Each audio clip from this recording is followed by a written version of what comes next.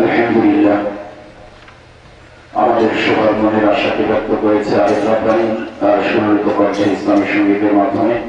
আল্লাহ পাক রব্বুল আলামিন আর এবং আমাদের সবার মনের এই আশাকে পূরণ করে দিন, সবাই বলুন আমিন। এবার শুনবো আমার গুরুত্বপূর্ণ নসিহত।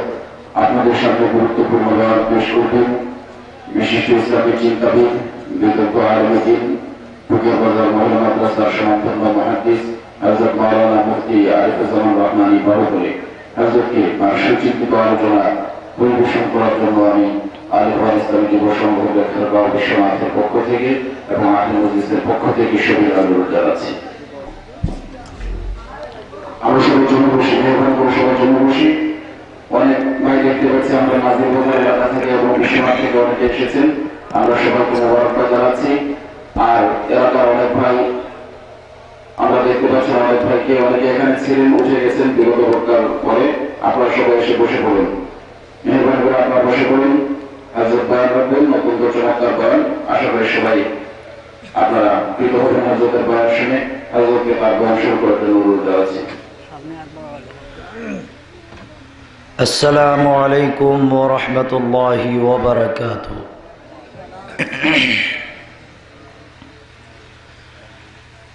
إن الحمد لله نحمده ونستعينه ونستغفره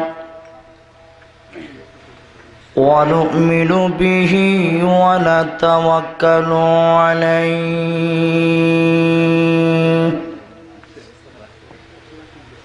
ونعوذ بالله من شرور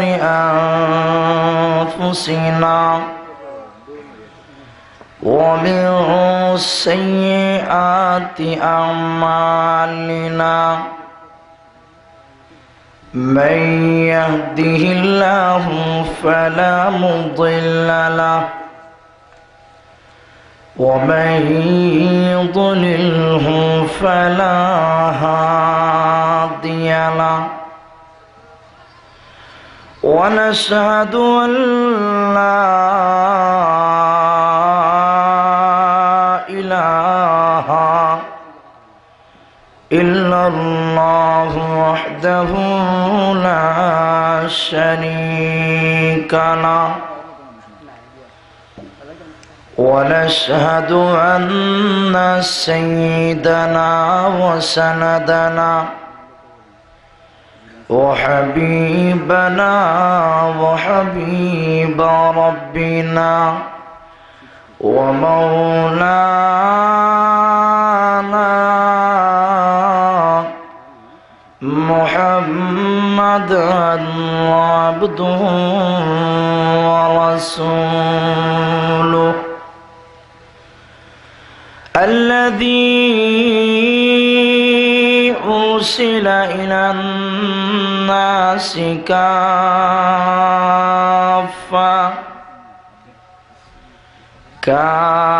كافة بشيرا ونذيرا وداعيا إلى الله بإذنه وسراجا منيرا أما بعد فقد قال الله تعالى في كلامه المجيد وفي فرقانه الحميد.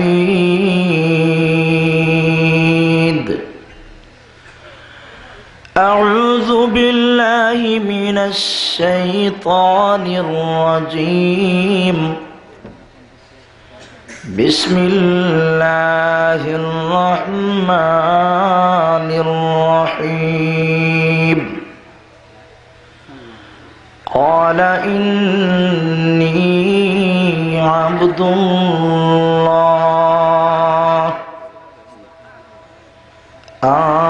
آتاني الكتاب وجعلني نبيا وجعلني مباركا أينما كنت وأوصاني بالصلاة والزكاة ما دمت حيا وبرا بوالدتي ولم يجعلني جبارا شقيا والسلام علي يوم ولدت ويوم أموت ويوم أبعث حيا ذلك عيسى ابن مريم قول الحق الذي فيه يمترون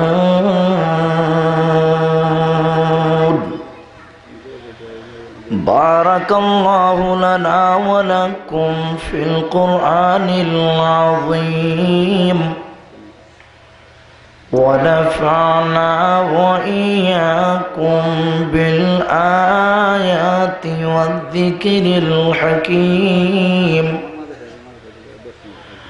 وقال الله تعالى في شان حبيبه مخبرا وآمرا إن الله وملائكته يصلون على النبي يا أيها الذين آمنوا صلوا عليه وسلموا تسليما صلى الله على سيدنا ومولانا محمد وعلى آله وأصحابه وسلم صلى الله على سيدنا ومولانا محمد وعلى آله وأصحابه وسلم إلهی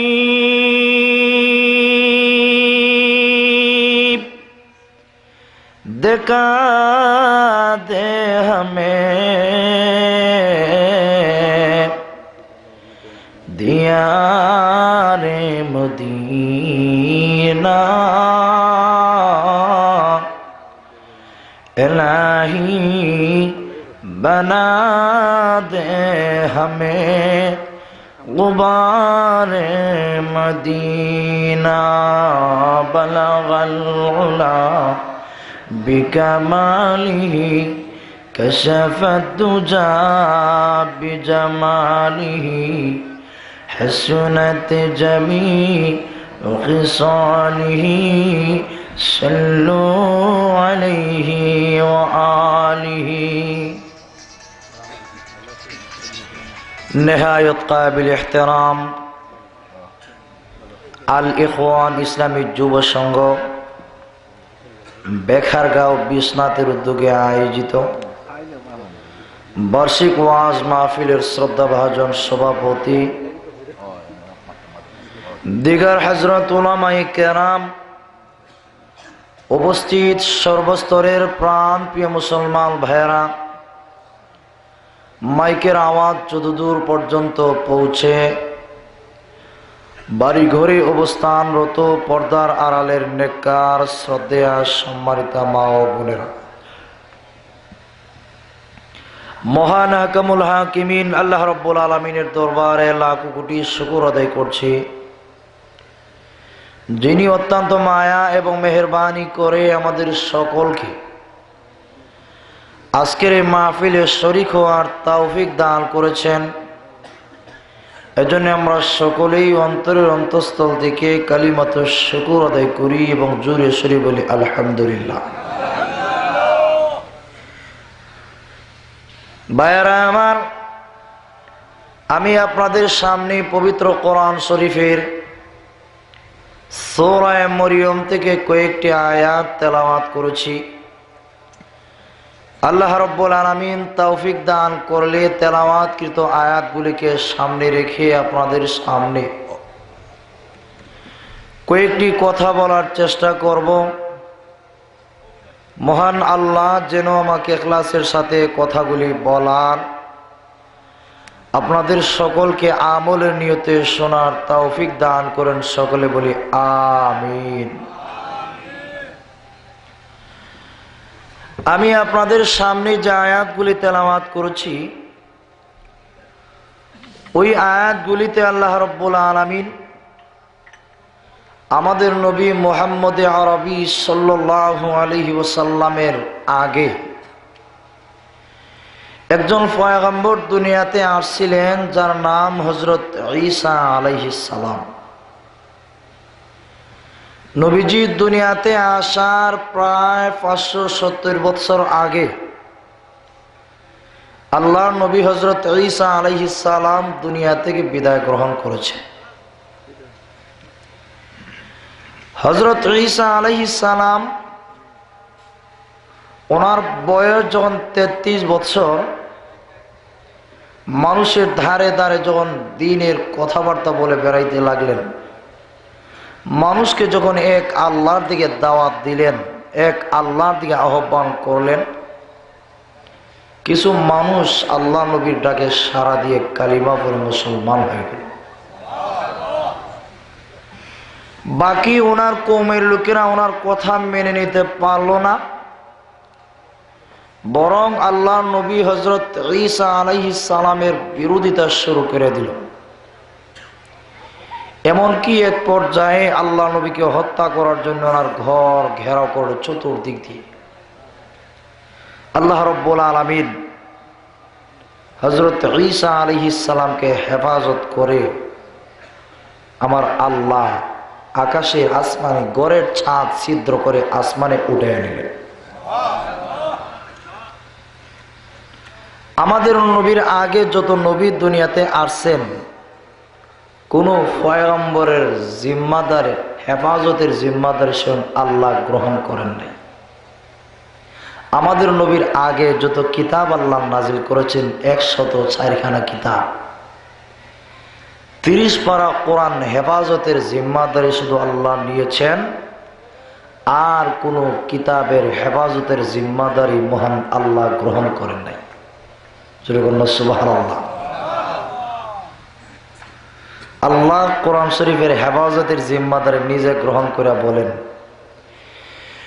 ইন্না নাহনু নাযালনা যিকর ওয়া ইন্না লাহু লাহাফিযুন।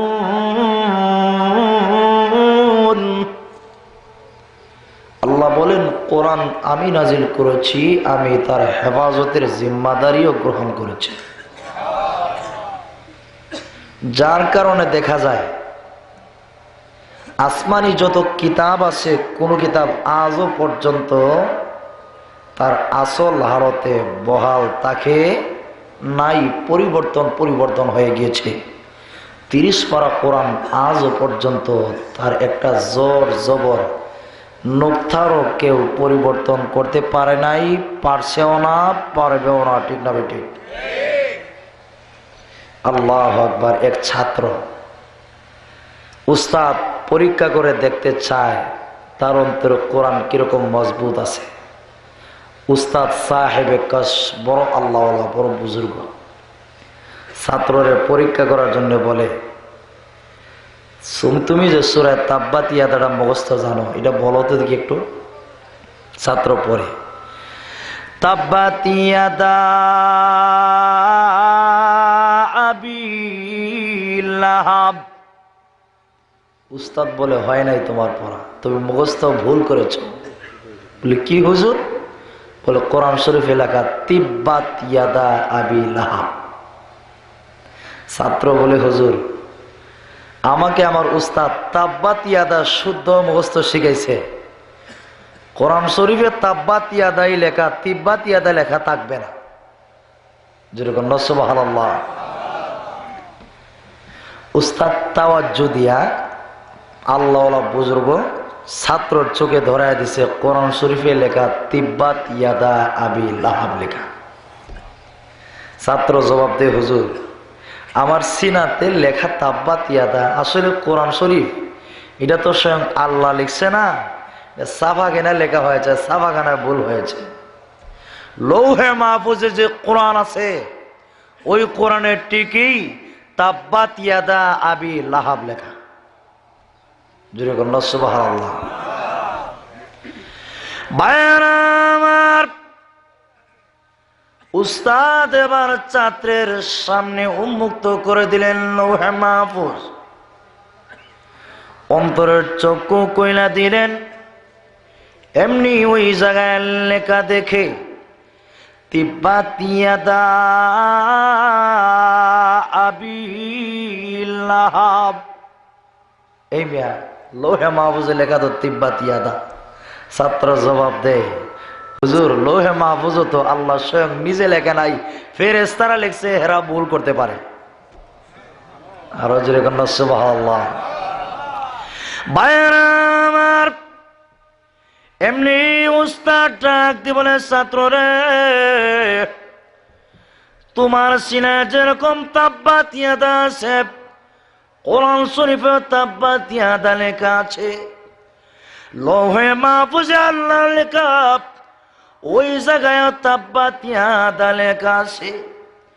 আল্লাহর কসম করে বলি, তোর মতো হাফেজ কোরআন যতদিন পর্যন্ত পৃথিবীতে জিন্দা থাকবে, দুনিয়ার কোনো শক্তি, দুনিয়ার কোনো ক্ষমতা কোরআনের একটা জের জবর নুক্তার পরিবর্তন করতে পারবে না।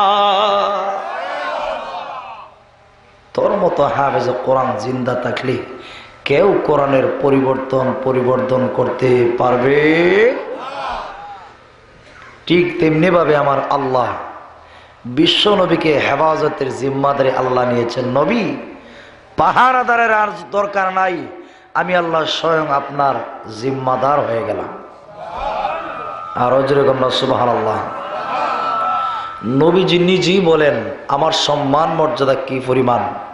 সব নবীর উপরে মুসলিম শরীফের 2 খণ্ডের হাদিস, আল্লাহর নবী বলেন ফুদ্দিলতু আলাল আমবিয়া বিসিত্তিন, সব নবীর উপরে আমার আল্লাহ আমি মুহাম্মদকে 6টি বিষয়ে সম্মান মর্যাদা দান করেছেন। যেরকম সুবহানাল্লাহ। যে মর্যাদা আল্লাহ আদম নবী থেকে নিয়ে ঈসা নবী পর্যন্ত কোনো পয়গম্বরকে দান করেন নাই।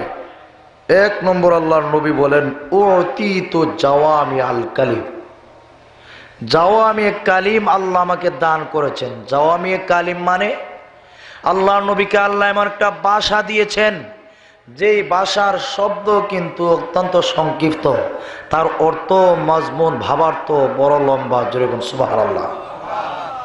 আরবি ভাষা আল্লাহর নবীকে এই সংক্ষিপ্ত কথায়, সংক্ষিপ্ত শব্দে বেশি ভাব প্রকাশ করার মতো যোগ্যতা দান করেছে। আরবি ভাষা কিন্তু আল্লাহ শুধু আমাদের নবীকে দান করেছেন। যেরকম সুবহানাল্লাহ। এজন্য আল্লাহর নবী বলেন আহিবুল্লাহ রাব্বালি সালাত,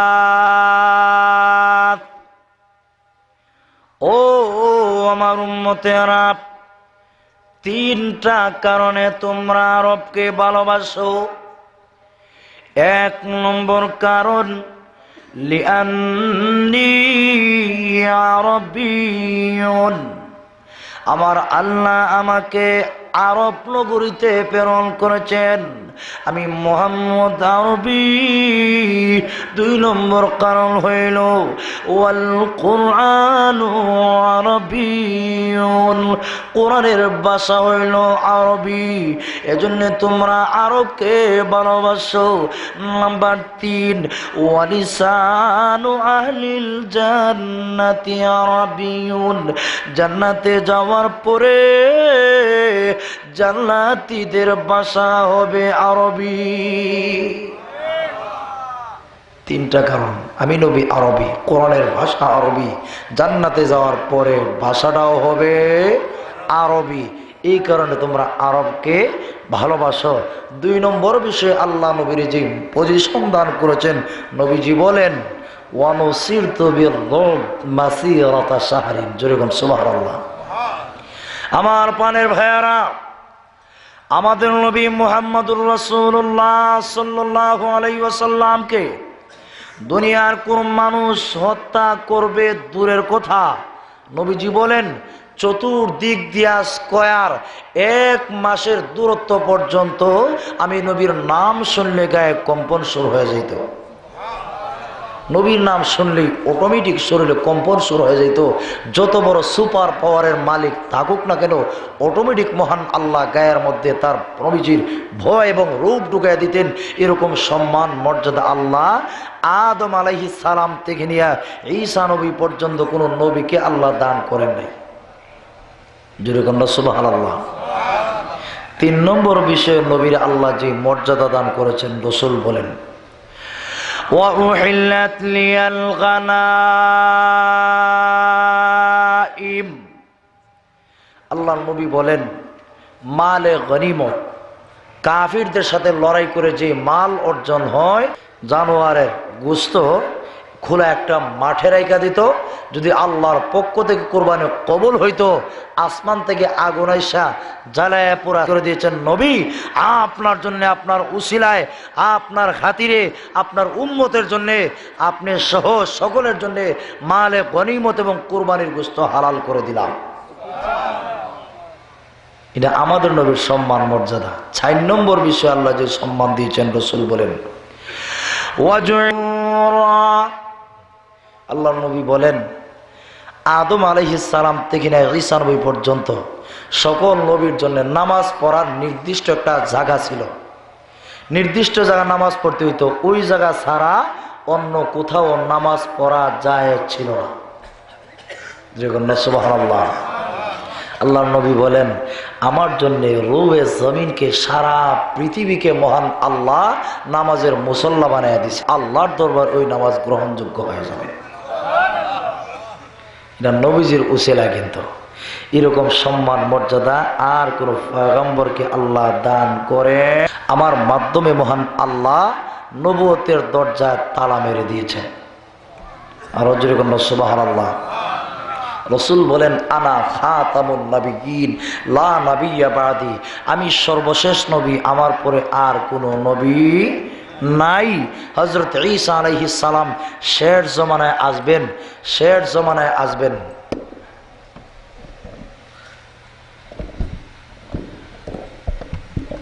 হযরত ঈসা আলাইহিস সালাম উনি যে আসবেন শেষ জমানায়, নবী হয়ে নয়, বরং আমাদের নবীর উম্মত হয়ে। ঠিক না বেঠিক?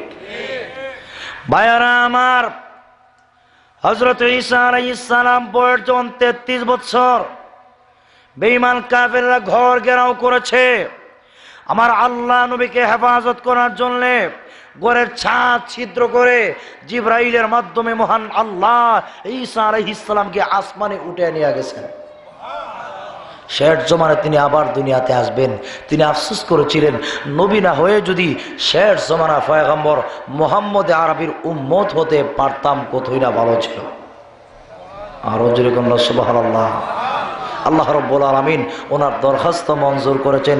শেষ জমানায় তিনি আসবেন দাজ্জাল বাহিনীকে খতম করে দেওয়ার জন্য। এই পৃথিবীতে আসার পরে আরও 7 বছর, সর্বমোট 40 বছর তিনি জিন্দা থেকেই উনি বিয়ে শাদী করবেন, সন্তান আদি হবে। আবার মহান আল্লাহ ঈসা আলাইহিস সালামকে আল্লাহর দরবারে তবেই হাকিকি মউত দিয়া উঠাইয়া নেবেন। উনি এখনো জিন্দা আছেন, কিন্তু হযরত ঈসা আলাইহিস সালাম এই পৃথিবীতে আগমন করার বড় একটা আহাম উদ্দেশ্য ছিল আমাদের নবী মুহাম্মদ আরবি সাল্লাল্লাহু আলাইহি ওয়াসাল্লামের জন্মের শুভ সংবাদ প্রদান করা, ঠিক না বেঠিক? ঈসা আলাইহিস সালাম উনিও দুনিয়াতে আসছেন অলৌকিকভাবে। ওনার মা সাইয়েদা মারিয়াম আলাইহাস সালাম, ওনার বয়স যখন 16 অথবা 17 বছর, বিয়ে শাদী হয় নাই, উনি গোসল করার জন্য ঘরের পূর্ব দিকে গেছে পবিত্র হওয়ার জন্যে, মাসিক বেমার থেকে পবিত্র হইয়া গোসল করবে। এই অবস্থায় গোসল করে শেষ পবিত্র হয়ে গেছেন 16 অথবা 17 বছর। আল্লাহ রাব্বুল আলামিন এবার ঈসা আলাইহিস সালামকে ওনার গর্ভে জন্ম দেওয়ার জন্যে স্বয়ং জিবরাইল আলাইহিস সালামকে মরিয়মের কাছে পাঠিয়ে দিলেন। আর যেরকম সুবহানাল্লাহ। আমার পানের ভাইয়ারা, জিবরাইল আলাইহিস সালাম মরিয়মের কাছে গেলেন। জিবরাইল কিন্তু তার আসল সুরত ধারণ করে মরিয়মের কাছে গেলেন না, বরং কিভাবে গেলেন আল্লাহ কোরআন শরীফে উল্লেখ করে দিয়েছেন, ফাতামাসসালা লাহা বাশারান সাওয়িয়া। জিবরাইল আলাইহিস সালাম পূর্ণ সুন্দর একটা যুবকের সুরত ধারণ করে যেই মাত্র মরিয়মের সামনে আত্মপ্রকাশ করলেন, মরিয়ম ভয় পেয়ে গেলেন। মনে করলেন দুনিয়ার কোনো যুবক, দুনিয়ার কোনো মানুষ আমার ইজ্জত নষ্ট করার জন্য আমার দরবারে আসছে। এমনি আওয়াজ দিয়া বলে, ও যুবক, তুমি যদি আল্লাহকে ভয় করে থাকো, কিয়ামতের কঠিন ময়দানে আল্লাহর সামনে জবাবদিহি করতে হবে, এই ভয় যদি তোমার অন্তরে থাকে, তোমার হামলা থেকে মহান আল্লাহর কাছে আমি পানা চাই। জোরে বলুন সুবহানাল্লাহ। ভাইয়েরা আমার, মারিয়াম আলাইহিস সালাম ডাক দিয়ে বলেন, ও আল্লাহর বাপ, ক্বালাত ইন্নী আউযু বিররহমান। আল্লাহর বান্দি মারিয়াম দূর থেকে আওয়াজ দিয়া বলেন, যুবক, তুমি যদি আল্লাহকে ভয় করে থাকো, কিয়ামতের কঠিন ময়দানে আল্লাহর সামনে জবাবদিহি করতে হবে, এই ভয় যদি তোমার অন্তরে থাকে, তোমার হামলা থেকে মহান আল্লাহর কাছে আমি পানা চাই। কারণ গুনাহ থেকে বাঁচার একমাত্র পথ কিয়ামতের কঠিন ময়দানে আল্লাহর সামনে জবাবদিহি করতে হবে। এই একটি মাত্র ভয় যদি মানুষের অন্তরে থাকে, মানুষ গুনাহ থেকে বাঁচা সম্ভব, ঠিক না বেঠিক?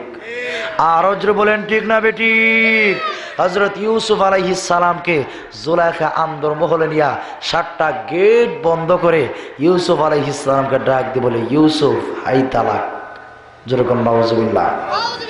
ইউসুফ, তুমি আসো, এই মুহূর্তে তোমার সাথে আমার মনের কামনা বাসনা চাহিদা পূরণ করব। ইউসুফ নবী জবাব দেয়, কালা মাআযাল্লাহ। যেরকম সুবহানাল্লাহ। না, ও জুলেখা, যে জিনিসের প্রতি তুমি আমাকে আহ্বান করো, আমি আল্লাহর পয়গম্বর, না না না, এইভাবে জিনা করা আমি ইউসুফ নবীর পক্ষে সম্ভব নয়। এবার জুলেখা আল্লাহর নবী ইউসুফ আলাইহিস সালামকে ডাক দিয়ে বলেন, প্রেমাত্মক কিছু কথা বলে আকৃষ্ট করার জন্য এবার ডাক দিয়ে বলে, ইউসুফ রে, আমি জুলেখা, আমি আমার জিন্দগিতে কত সুন্দর পুরুষের চেহারা দেখলাম, আল্লাহর কসম করে বলি, তোমার মতো সুন্দর চুলওয়ালা পুরুষ আমি জুলেখা জিন্দগিতে কোনোদিন দেখি নাই। আল্লাহর নবী ইউসুফ ডেকে বলেন, জুলেখা, যতই তুমি আমার চোখের প্রশংসা করো, কবরে রাখার পরে ওই চোখ মাটি আমাকে গ্রাস করে ফেলবে, সুতরাং এই চোখের কোনো মূল্য নাই। এবার জুলেখা ডাক দিয়ে বলে, ইউসুফ, আমি আমার জীবনে কত সুন্দর চুলওয়ালা পুরুষ দেখেছি, আল্লাহর কসম করে বলি, এরকম সুন্দর চুলওয়ালা পুরুষ আমি আমার জিন্দেগিতে কোনোদিন দেখি নাই। আল্লাহর নবী ইউসুফ আলাইহিস সালাতু ওয়াস সালাম ডাক দিয়ে বলে, ও জুলেখা, যতই তুমি আমার চুলের প্রশংসা করো, কবরে রাখার পরে কবরের মাটি আমার চুলকে কে ফেলবে, এই চুলের কোনো মূল্য নাই। যেরকম সুবহানাল্লাহ। আমার পানির ভাইয়ারা, আবার জুলেখা ডাক দিয়ে বলে, ও ইউসুফ, আল্লাহর কসম করে বলি, আমি আমার জিন্দগিতে কত সুন্দর চেহারাওয়ালা পুরুষ দেখলাম ও ইউসুফ, কিন্তু তোমার মতো সুন্দর বডিওয়ালা পুরুষ আমি জিন্দগিতে কোনোদিন দেখি নাই। জুলেখা যতই ইউসুফ আলাইহিস সালামকে আকৃষ্ট করে, আল্লাহর নবী ইউসুফ আলাইহিস সালামকে জুলেখার কথা ততই পরকালের প্রতি দাবিত করে। যেরকম সুবহানাল্লাহ। ভাইরা আমার, আল্লাহ নবী ইউসুফ তাকে দেখেন, জুলেখা একটা ঘর, বিরাট বড় মূর্তি। জুলেখা কাপড় দিয়া মূর্তিটারে ঢাকে। ইউসুফ জিজ্ঞাসা করে, জুলেখা, কাপড় দিয়া মূর্তিরে ঢাকছো কেন? এই মুহূর্তে